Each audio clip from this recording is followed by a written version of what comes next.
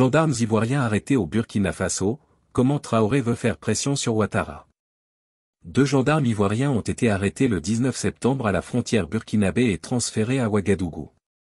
Mais, face à la junte, Abidjan ne compte pas trâne.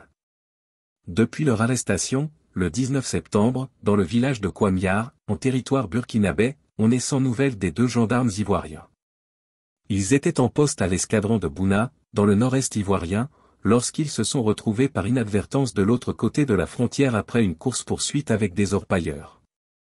Un incident a priori bénin dans cette zone, où la délimitation entre les 2 pays n'est pas formelle.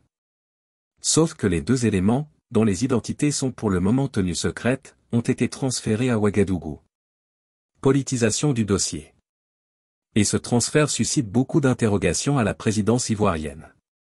Le 16 mars dernier, 4 policiers ivoiriens avaient déjà été interpellés dans la même région, par une patrouille de chasseurs traditionnels cette fois, mais ils avaient été libérés dans la soirée après avoir été entendus par les autorités.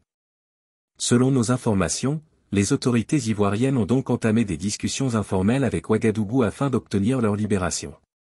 Sauf que les sécurocrates burkinabés tentent de politiser le dossier en réclamant l'arrestation et l'extradition de politiques et de militaires suspectés de complot contre le capitaine Ibrahim Traoré, et qui serait en Côte d'Ivoire depuis le 10 septembre.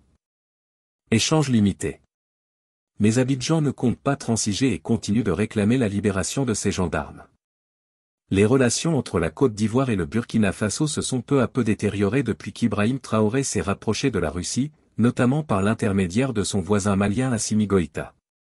Les services des 2 pays demeurent en contact, mais les échanges sont désormais très limités.